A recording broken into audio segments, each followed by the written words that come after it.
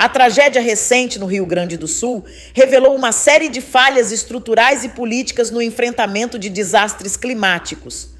Fortes chuvas levaram a deslizamentos de terra e inundações, expondo a fragilidade dos sistemas de contenção e a falta de manutenção das infraestruturas. O sistema de contenção do Lago Guaíba, que deveria proteger a capital, Porto Alegre, não conseguiu impedir o avanço das águas devido à ausência de reparos e modernização. Ao mesmo tempo, as respostas do governo são majoritariamente reativas, como observado na comparação entre o dinheiro investido em reparos pós-desastres e os recursos destinados à prevenção.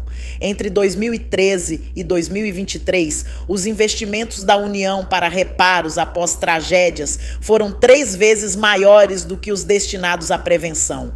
Mesmo após eventos climáticos extremos, como os que deixaram 80 mortos no Rio Grande do Sul em 2023, medidas preventivas substanciais não foram tomadas. Especialistas sugerem que a gestão de desastres precisa combinar uma abordagem reativa com gerenciamento de risco, por meio de projetos de mitigação, previsão, alerta precoce e preparação. Países como Taiwan têm edifícios resistentes a terremotos e sistemas de alerta que ajudaram a salvar milhares de vidas durante um grande tremor recente. Pequim também investe em estratégias tradicionais, como piscinões e tanques de bombeamento. O governo Lula procurou responder ao desastre com medidas emergenciais e se diferenciar de seu antecessor, Jair Bolsonaro, que foi criticado por sua resposta inadequada a eventos semelhantes. Lula chamou líderes do Congresso e do Supremo Tribunal Federal para sobrevoar a região afetada e anunciou um pacote de 51 bilhões de reais, incluindo antecipação de crédito e pagamento de parcelas extras de seguro-desemprego para as vítimas. Além disso, o governo possibilitou o remanejamento de quase 500 milhões de reais para reconstruir as áreas atingidas, reconhecendo que negligenciou a questão ambiental ao planejar o orçamento. Apesar da resposta, há preocupações sobre a influência política e eleitoral nas ações governamentais. O presidente Lula destacou a importância de uma abordagem unificada entre os 3 poderes, mas também discutiu os riscos de um fortalecimento da oposição após as próximas eleições. A deputada Fernanda Melchiona, PSOL-RS, uma das poucas a destinar suas emendas à prevenção de desastres climáticos, ressaltou o desinteresse dos políticos gaúchos em investir nessa área. Em última análise, a resposta ao desastre revelou que interesses políticos frequentemente se sobrepõem às necessidades da população, perpetuando um ciclo de negligência que amplifica os danos das tragédias climáticas. Faltam planejamento e infraestruturas robustas, o que reforça a necessidade de políticas preventivas para evitar que eventos como o do Rio Grande do Sul voltem a se repetir.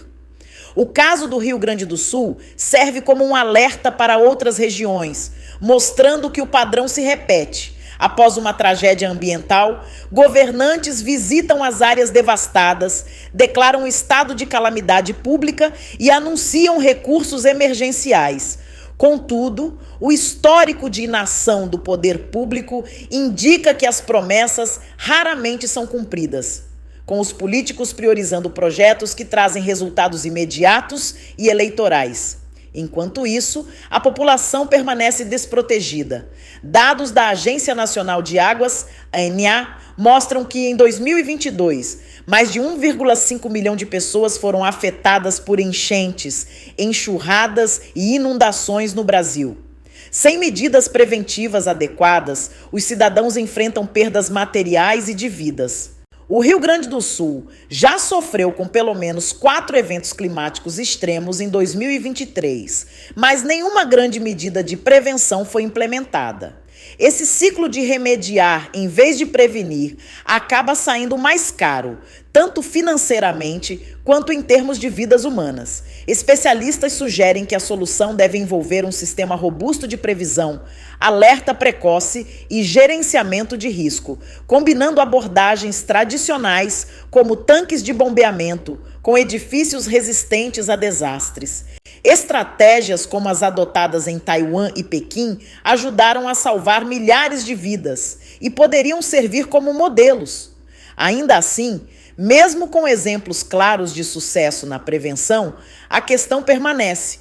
A prevenção não é uma prioridade entre os políticos brasileiros. A deputada Fernanda Melchiona destacou a falta de interesse dos parlamentares gaúchos, que poderiam ter destinado parte das suas emendas ao orçamento de 2024 para a prevenção de desastres.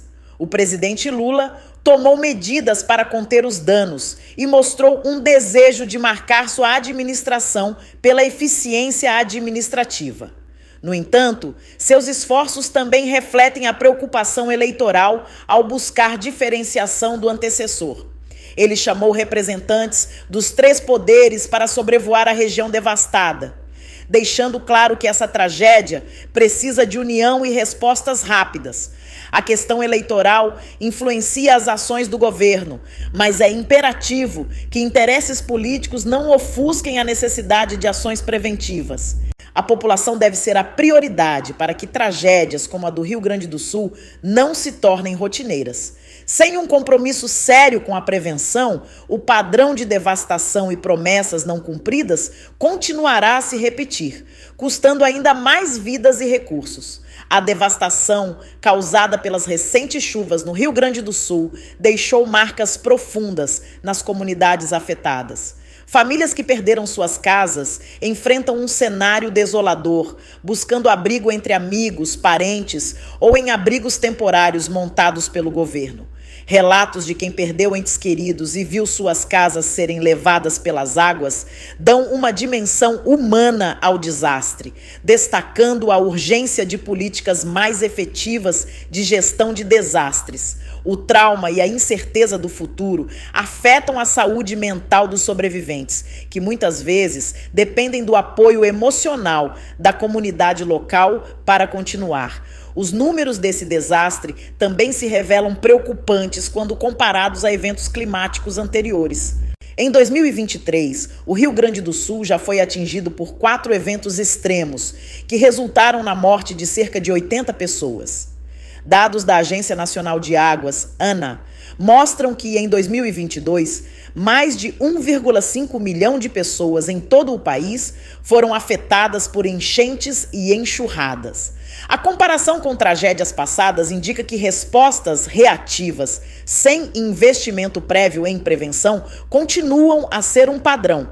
Especialistas em climatologia e gestão de desastres defendem a necessidade de uma abordagem proativa que combine planejamento e infraestrutura. Eles sugerem que projetos de contenção, sistemas de alerta precoce e edifícios mais resistentes são essenciais. O professor Luiz Carlos Hernandes, da Universidade de Brasília, ressalta que combinar gerenciamento reativo com mitigação de riscos criaria um ciclo de preparação, previsão e resposta, reduzindo os danos causados por eventos climáticos extremos. Apesar das promessas de reconstrução, ainda existe uma falta de consenso sobre as prioridades orçamentárias. A deputada Fernanda Melchiona, do PSOL-RS, criticou a bancada gaúcha no Congresso por destinar pouco ou nenhum recurso para a prevenção de desastres.